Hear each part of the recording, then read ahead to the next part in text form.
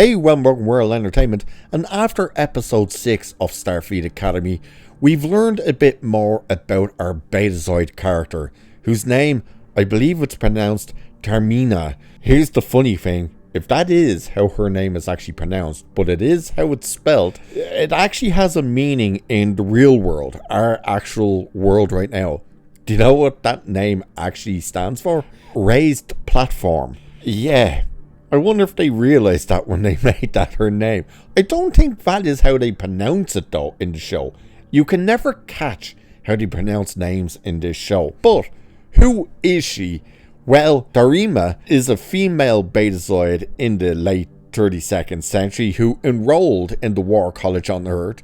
She was the firstborn daughter of Betazoid President Emirin Saddle, sister to Occam Saddle, and member of the first house of Betazoid. Saddle wore a neural inhibitor on the left side of her neck, which inhibits spikes in psilocybin, which gives Betazoids their telepathic abilities. Saddle wore it because she exhibited a great psychic sensitivity compared to other Betazoids, which put her in a danger of losing control of her abilities and inadvertently hurting others.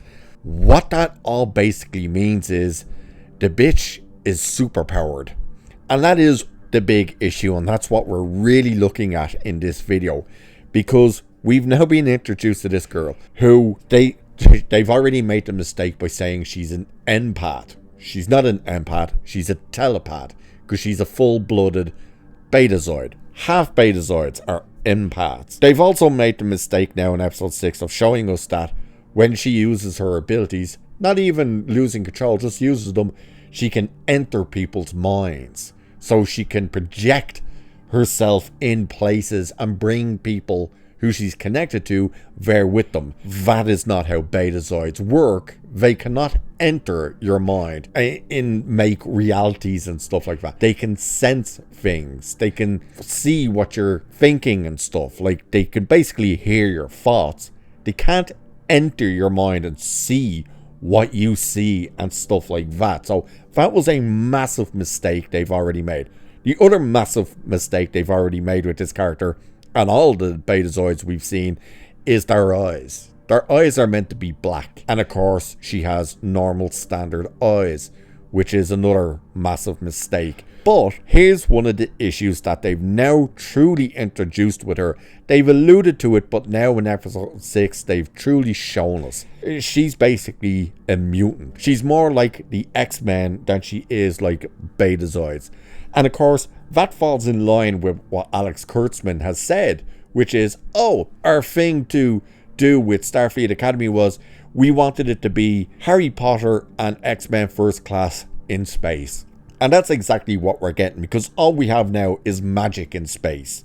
You know, sonic waves, we can use that as a weapon in space. Impossible. But hey, it's now magic rather than science. What does she do? Well, she manages to rip out her little neuro inhibitor and scream. So she lets out a big scream that we see the waves coming off, which is very X-Men in style and stuff, and she's able to kill villains by doing so. So she can enter people's minds, use her powers, which is the power of as from Heel vs. Babyface like to say in his review for it, and basically make their heads explode. That is not what Betazoids are. That is not what Betazoids can do. And once again, they cannot enter your mind in the sense of they're physically there. They've basically transported themselves into your mind and they can form realities. Oh look, we're out in a field full of flowers. Isn't that fantastic? To the point of, hey, whose memory are we even in? They can't do that. None of them have ever been able to do that. So there's other species who can do that. Now, we've discussed this in the review for episode 6, but yeah, there are other species who can manipulate your mind and actually go into your mind and create those realities. We saw that in TNG. There was an episode. I can't remember what this species is called. I believe it was in season 5 or 6. where there's 3 of members of this species on the ship, and the very opening of the episode is 10 forward, and they're doing a memory dive with Kenko O'Brien, where she's seeing the cup of tea. She doesn't know it's a cup of tea. Well, actually, it's not a cup of tea.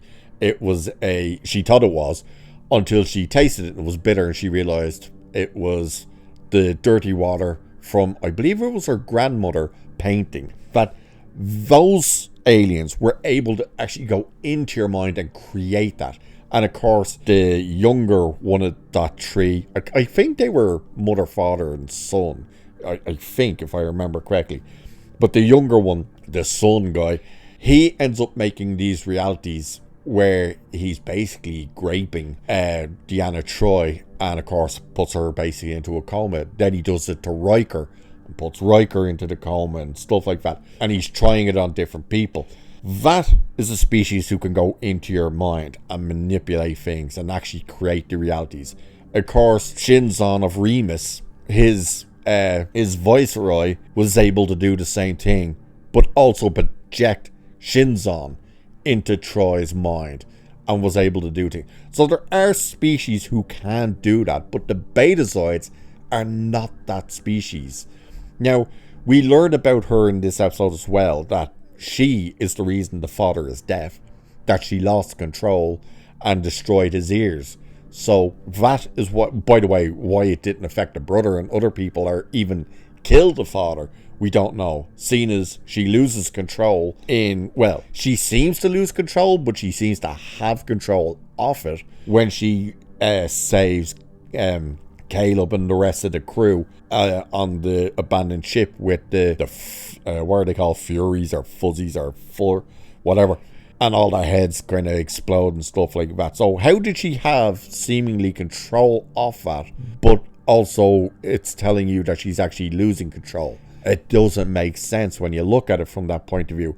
Also, why does she have the neural inhibitor in her hand after she ripped it out in the real world, but she has it in her hand in the dream, in the new reality that she's formed? That makes no sense. Why would she even have that there in that reality? That shouldn't be there, because she's basically astro projecting herself into Caleb's mind, which also they can't do, which is what we've discussed. So there's so many issues that they're setting up with these characters that it's like, okay, you're misreading everything about who and what these characters are. Again, when we're introduced to her, she's introduced as a Betazoid, but she's an empath. That's not what the Betazoids are.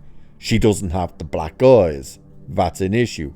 She has this neural inhibitor because she's bloody super powered. We've never seen that before, and why is that even a thing? She is the reason her father is deaf. She cannot control her powers and her abilities, which also makes no sense, because she shouldn't be able to lose control to the point of it's a scream that can kill people and injure people and stuff like that, when you're literally able to read people's minds. So why is you losing control? Now, you may be able to affect someone's mind where you kind of break their reality in their head, but having their heads explode and stuff like that, having them go deaf and stuff, that shouldn't be a possibility. So why have they done this with this character? What is the purpose of her being able to do this? It's simple. They don't want her to be an alien who can simply read minds. They want her to be reflective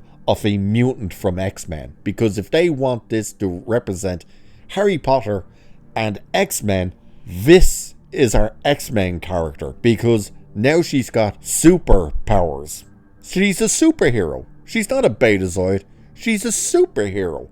And it's just like, what is going on? And to the point that she goes into Caleb's mind while they're being attacked. You know, it's life or death at this moment, but they have time to stop the whole moment to have her apologize and reflect on what they were talking about at the beginning of the episode, and for him to apologize to her as well. It's like, wow, okay, Don't mind the fact that people are being shot at and stuff all around you. You're taking the time out to do this?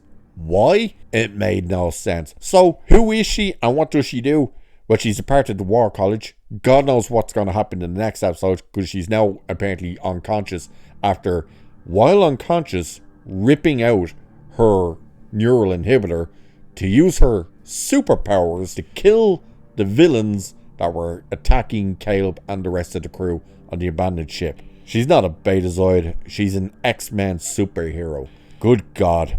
How did they get these characters so wrong? So, that's who this character basically is. And remember, if her name is pronounced the way it's pronounced, then her name means raised platform. Figure that one out. So with that, I shall leave it there for this one. So do like and share and subscribe and hit the hype button and check out memberships and all that good stuff. Cheers! And I shall catch you in the next one.